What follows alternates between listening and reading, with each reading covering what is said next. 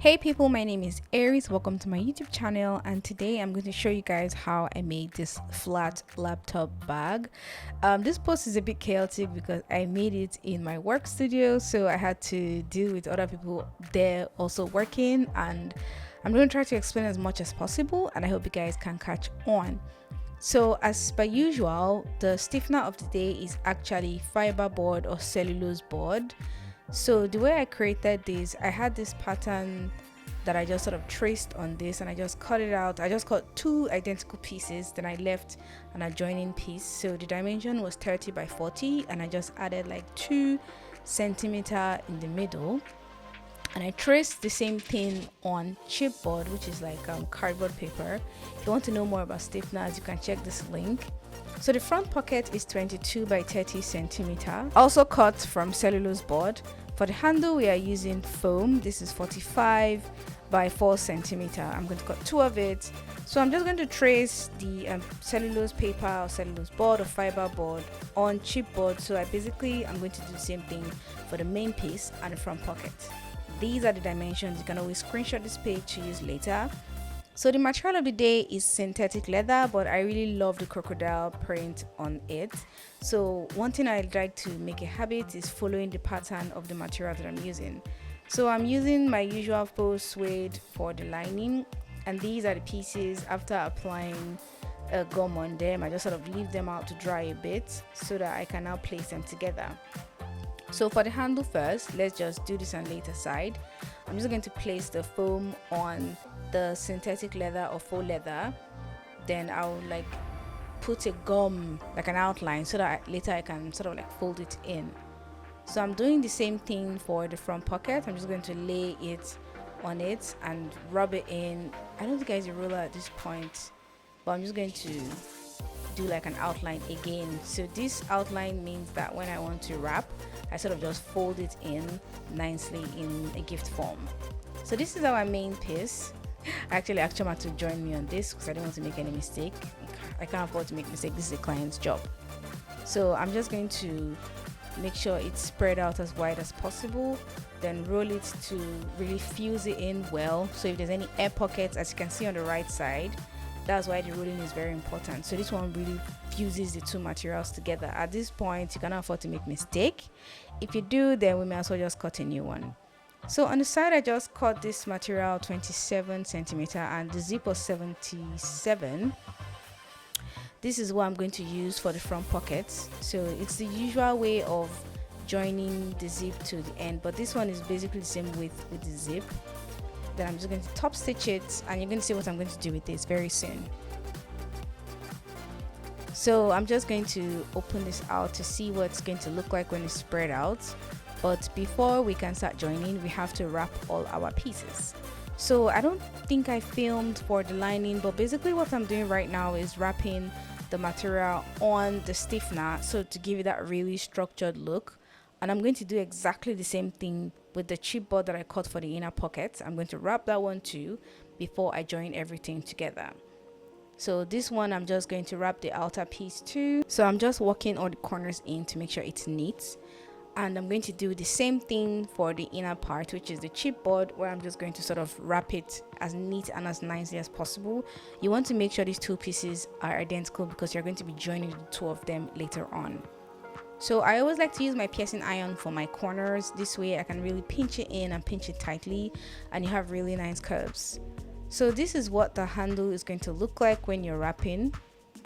I think I missed a few clips of when I sewed this together, but you want to make sure you're covering as much foam as possible because there's a corner that is going to sort of show. So you want to make sure it looks like this on the inner part. Then don't forget to trim your edges as per usual. I'm just going to cut this off before going on to mark 4 centimeters. So this is basically where I'm going to fold the handle in because I don't have any tubing. So I'm going to fold it in. That's why I use the foam, to make it really thick. So back to the front pockets, I'm going to sort of glue the lining part, which is the part that I wrapped the chipboard with the lining fabric. So this was a bit tedious for me because I haven't done this on such a large scale. When I used this technique was when I I think I made like a lady's wallet, so I just used the same psyche to do this one, but it was now kind of trickier when it came to like doing something bigger. So basically you have to make sure that your dimensions are accurate, so that when you wrap it like this, you don't have it too big or too small. It has to be as neat as possible. So I took my sweet time and I wrapped this all round before I now went on. Okay, I put contact adhesive, as you can see, on both pieces.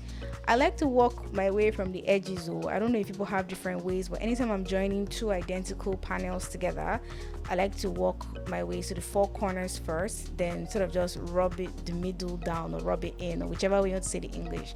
But this way, I just noticed that I always make way less mistakes. It's way easier. So I'm just going to go around and sew as close as possible to the edge, but also making sure that it's sewing the bottom piece too. So it has to be sewn all around like this, and that way you have your front pocket. So now it's time to join the pocket to the main piece. Now this was where I actually made a mistake, but I was able to save the day, thankfully, because when I traced out this outline and I put the gum, I noticed that when it was time to put the front pocket on the main piece itself, I think I had like almost 2 centimeter excess, so I just had to use my brain and just manage it well. So as you can see here, I am putting contact adhesive on the zipper itself. I am putting on the outer part of the zip. The other one I did, I put it in the inner part, so this one is in the outer part, so that I'm just going to sort of mark the middle down and glue this. There's no magic about this step. You have to really manage your space. So this is where, and I noticed that it was not even reaching the line that I drew. So you may see this when you're doing your own too. I think maybe if I'm making this kind of laptop bag again, I'm sure I'm going to have like a better method to manage this, but this time I had to make it as neat as possible because I had to send this out like I think the next day, so I was really rushing. So I just sewed the zip round, and you can see how I try to follow the pattern. So the next thing for me is to attach the handles, and here I just marked out 10 and 30 centimeter. I like to put it to gum to make it sticky, so this way it doesn't shift when you're sewing. So you're still going to sew this one, so you don't have to follow the full procedure. You can even use super glue, it's fine. Just use anything to make it stick, so that when you're sewing it doesn't shift. So the 30 and 10 centimeter mark, since the width of the bag is 40, it just sort of made sense to me. So you have to make your stitching as neat as possible. So here I am adding my maker's mark. I always like to use these for my products. They always look really nice, and the moment you put this on, your work just changes. It just has this identity to it. So this is my Eris logo, my Eris Leather World logo, and I always like to use it for everything I do for my customers. So here I am going to attach I think it's like 1 inch D-ring. So I'm just cutting a hole, and I think I marked that's like 3.5 centimeter from the edge. This doesn't really have a fixed place. You can put it anywhere you want, just make sure it's a comfortable place. So I've used this technique before, where I just sort of wrap the accessory in synthetic leather, and I just pull it through this tight hole. I like to make the hole super tight so it doesn't look messy.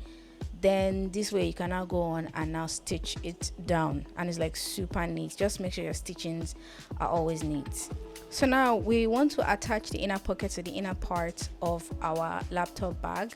So I just took this material and I glued it onto some lining, and I am going to trace out the I have for card holders. If you want to get this, I think I have a tutorial here on it. And in that tutorial, yes, there's also a link to how you can download the template. So this is just something I do sometimes for my clients. When I notice like it's a corporate bag, I just make like mini card holder pockets inside, just in case maybe they don't have like their wallet, or they don't have like any other place to keep their business cards or ATM cards. So I'm just going to cut this out.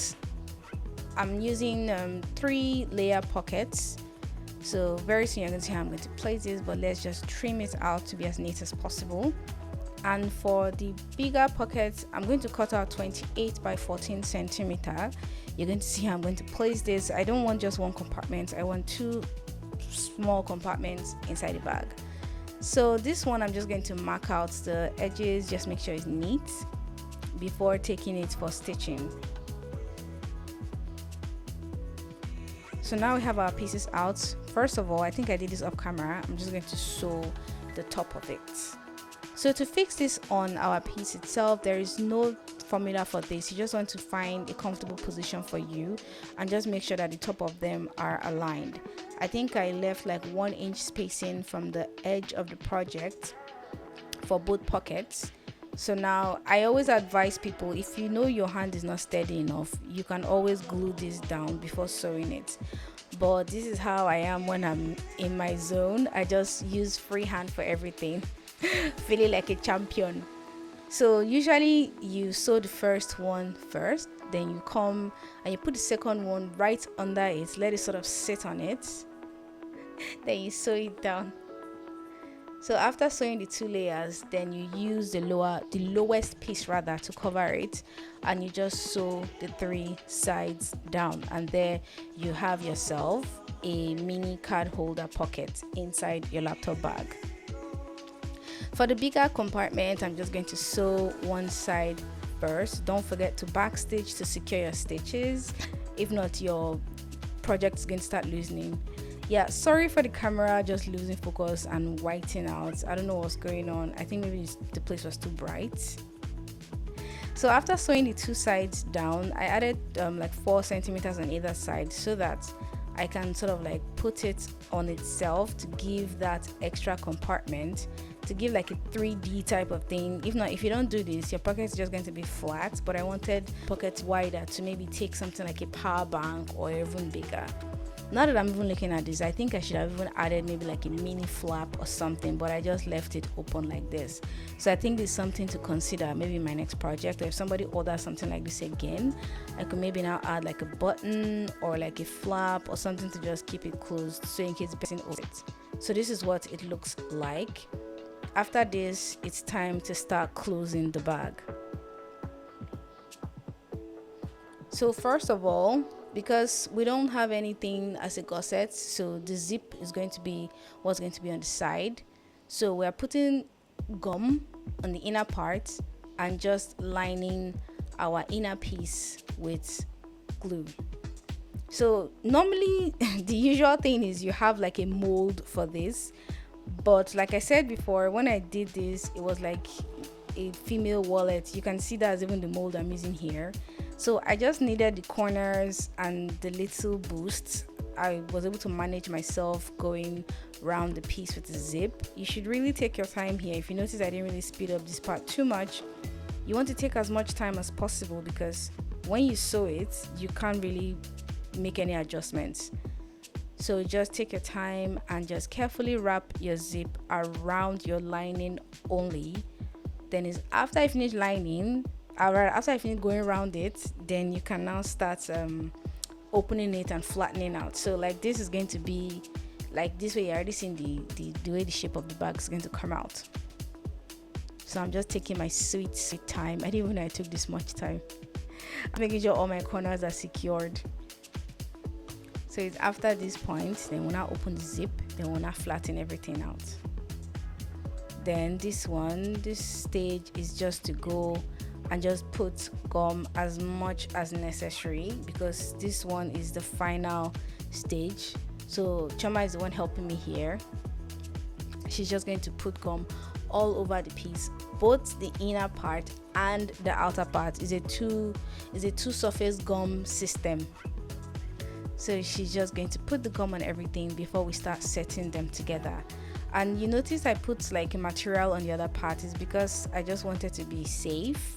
Because the thing about contact adhesive, if you put contact adhesives on 2 surfaces and they touch, the chances of it tearing or ruining is very high. So you want to be very careful.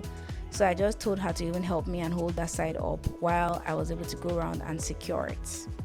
So lucky for me, the thing fit. I mean, there was a little wrinkle in front that created. I was so frustrated. I was so pissed off, like the last thing.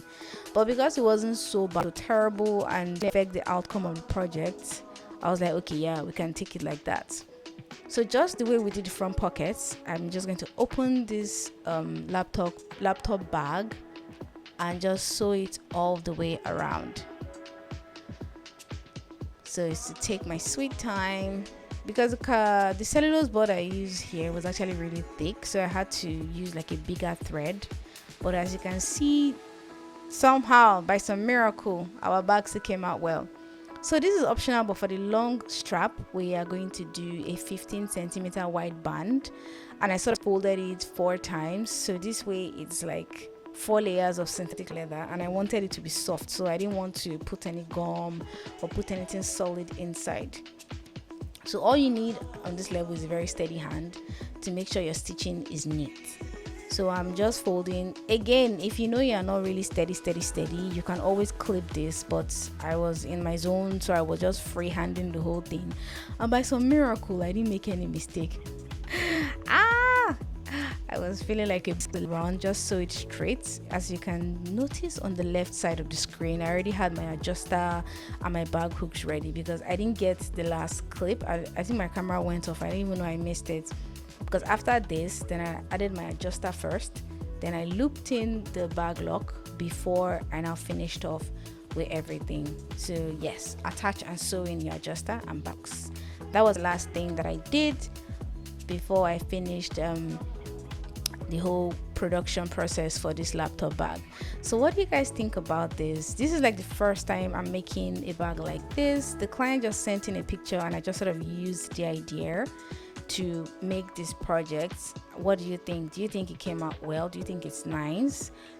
Let me know in the comment section. Thank you for watching this video. I hope you actually learned something, and I hope the thing wasn't too chaotic because I was filming in my main studio and it was just crazy. Don't forget to like and subscribe. Thanks for watching.